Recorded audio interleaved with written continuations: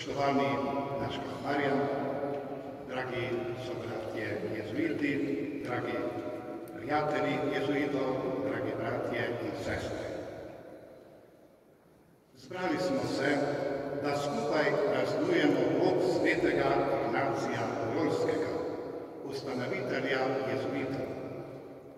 Letos ima to praznovanje poseben ton, kajti obenem tudi zaključujemo Ignacijevo leto, ki se je začelo 20. maja 2021.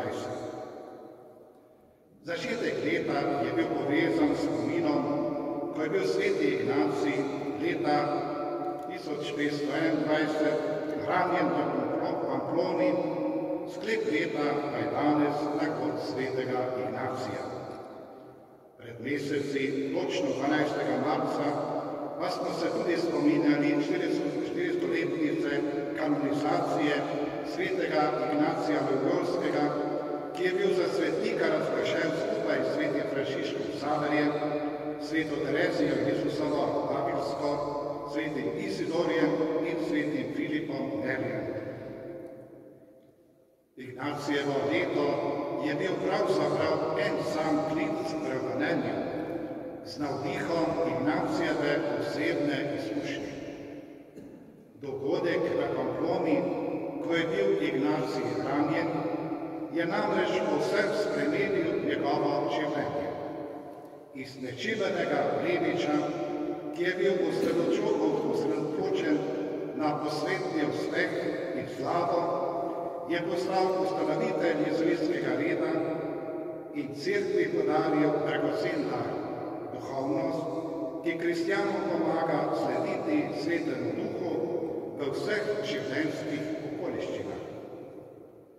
Kaj pomeni pravzaprav spreognenje?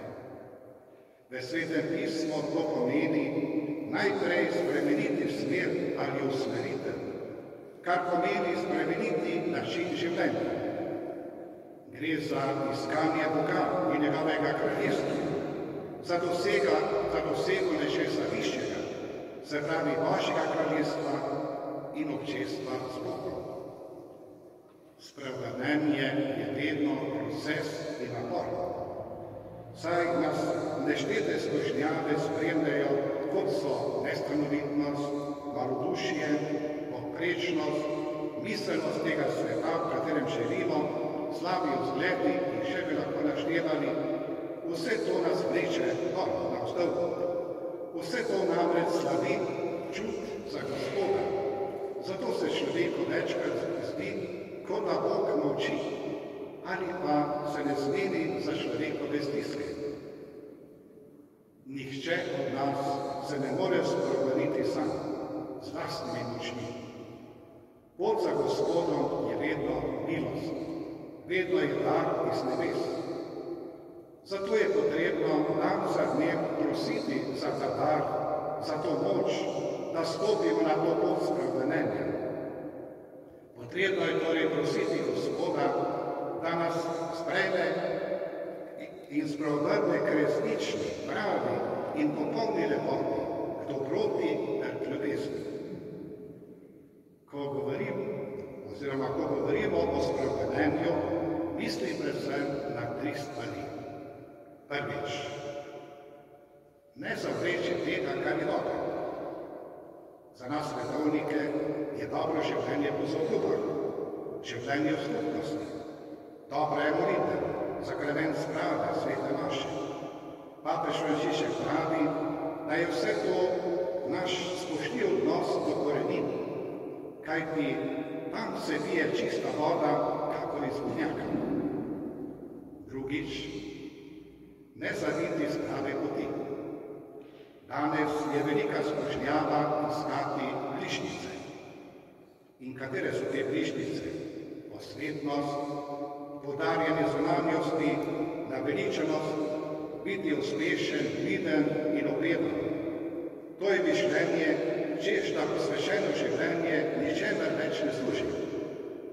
Morda se nas večkrat dotakne razmišljanje tega ali onega, kot da smo zadnji in da zato morda iščemo še samo svojo lastno trdnost, da bi z dostojanstvom zaključili svoje poslanstvo.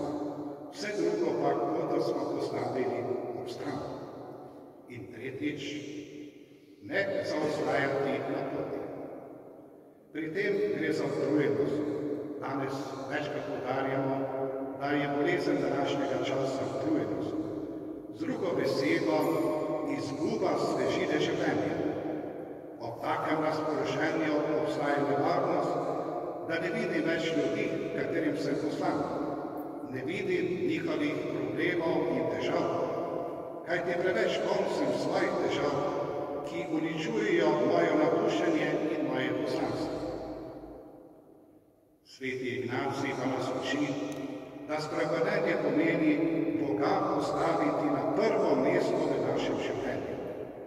Ljubiti Boga nad vse, kot zahteva Jezus v današnjem evangeliju, ko pravi, če kdo pride k meni in ne zavrača svojega očeta, matere, žene, otrok, bratov, sester in celo svojega življenja, ne more biti moj učenec. Seveda gre v teh Jezusovih besedah za slikovit, semitski način izražanja, iz katerega pa lahko izluščimo, da moramo predvsem in nad vse ljubiti Boga. Ne gre za prezir do najbližjih in staršev, kajti razumljivo je, da Jezus ni prišel razveselovat postave, ampak dopolnim in s tem ne preklicuje zapovedi spoštuj očeta in mater. Zakaj se danes bojimo Boga postaviti povsem in celotno na prvo mesto v našem življenju? Kot da je v ozadju strah, da potem nič več ne bo postalo za nas. Zakaj danes mnogi starši svojim otrokom celo branijo, da bi vero vzeli kot zares, in nekateri celo branijo otrokom, da bi redno hodili k maši, na duhovne vaje ali na romanje? V ozadju je strah, da bo Bog jim nekaj vzel oziroma jih za nekaj prikrajšal. Seveda tudi miselnost sveta, v katerem živimo, je miselnost, ki se boji Boga postaviti na prvo mesto. Kajti nekateri menijo in so prepričani, da bi s tem zanemarili človeka. Človek pa, ki resnično postavi Boga na prvo mesto, v resnici s tem izstopi iz samega sebe in s tem povzdigne in razširi svoje gledanje na svet, na bližnjega, predvsem pa na Boga. Odprejo se mu nova obzorja, odpre se mu nov pogled, pogled, ki ne več isti in nenadoma začuti potrebo po vaši bližini. Ko človek sprejme Boga, ko ga postavi na prvo mesto, postane romer, ki se odpravi na pot iskanja Božje volje in se prepusti voditi Svetemu Duhu. Po izkustvu duhovnih vaj, ki so jih opravili sveti Ignacij in njegovi tovariši, so odgovorili na Kristusovo vabilo tako, da so posvetili sebe in vse svoje življenje Kristusu. Namen Ignacijevega leta je bil tudi v vsakem izmed nas prebuditi hvaležnost.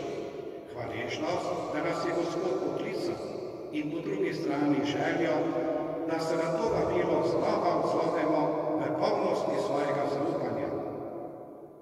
Vsak od nas je slaboten, krhek, grešnik, a vsak od nas je tudi poklican. Poklican tako, kot je bil poklican sveti Ignacij. Dan za dnem smo torej povabljeni, da odkrivamo ljubezen, s katero se Bog je ozrl na nas, oziroma se vsak dan ozira na nas. Bolj, ko bomo to ljubezen odkrivali in jo čutili, bolj bomo lahko tudi mi spoznavali in posnemali Boga samega, ki je ljubezen.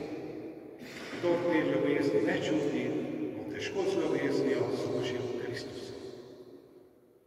Tako nas Ignacijevo leto vrača k izbiru, da skupaj bolj svobodni in pokorni ter združeni v Kristusovi ljubezni delamo v večjo Božjo slavo, ko beremo v naših konstitucijah številka 304 takole pravi: hoditi skupaj, svobodni in pokorni, hoditi idoč na obrobja, kamor drugi ne pridejo, pod Jezusovim pogledom ter s pogledom proti obzorju, ki je vedno večja slava Bogu, ki nas vedno znova preseneča. Sveti Ignacij je želel svojim sobratom pomagati, da bi vsem videli Božjo slavo in da bi vsem našli Boga in ga vedno bolj ljubili. Najti Boga vsem je gotovo cilj, kateremu sveti Ignacij je želel pripeljati človeka po izkustvu duhovnih vaj. Bog ni vzvišen, ni nekje tam gori daleč, v nebesih in oddaljen od človeka. Naš Bog je živi Bog, ki je po Jezusu Kristusu postal blizu vsakemu izmed nas. Je pa tudi darujoči Bog, ki vsakega od nas vabi na prijateljstvo in vsakemu od nas podarja svoje poslanstvo. Za svetega Ignacija iskanje Boga ni nekaj intelektualnega, nek intelektualni napor ali sad določenih vaj in tehnik, ampak vključuje vso mojo osebnost. To kaže, da je bil sveti Ignacij zelo čuteč človek, ki je znal tehtati in razločevati. Znal je videti, kaj ga vodi bliže Bogu in kaj ga od Boga oddaljuje. Glavno vprašanje, ki si ga je sveti Ignacij postavljal, je bilo, kaj je Božja volja, kaj Bog od mene pričakuje. Zato je vse iskrenosti, vse vedno polagal pred Boga, v molitvi pri sveti maši. Premišljeval je, se posvetoval, tehtal in v odgovornosti sprejemal prave odločitve. Ignacijevo leto, ki ga danes zaključujemo, zato ne pomeni, da je sedaj konec. Konec z lepimi in dobrimi pobudami, dogodki, ko smo slišali v začetku svete maše, nasprotno. Zaključek ali bolje zgled Ignacijevega leta je pravzaprav začetek. Začetek poti, ko izrekamo svojo pripravljenost, da si bomo prizadevali, da sadove tega leta začnemo vedno bolj prenašati v naše vsakdanje življenje in v naše poslanstvo. Naj se to kaže v naši doslednosti, tako v načinu osebnega, kot tudi skupnega življenja, ter s tem tudi v našem apostolskem delu in v naši večjem navdušenju ter obnovljeni ljubezni do Kristusa. Na ta način bo vse imelo svoj odsev v novem zagonu in veselju, tako v osebnem, duhovnem življenju, kot tudi v življenju skupnosti. Večkrat slišim besede skeptikov, ki pravijo, saj se nič ne da narediti. Zato se potem odločijo in opravljajo samo to, kar se jim zdi nujno in potrebno. Če kaj, pa je Ignacijevo leto pokazalo, da so spremembe mogoče. Seveda, če se mi sprevrnemo, če se mi odpremo delovanju svetega duha in na ta način stopimo na pot novega življenja.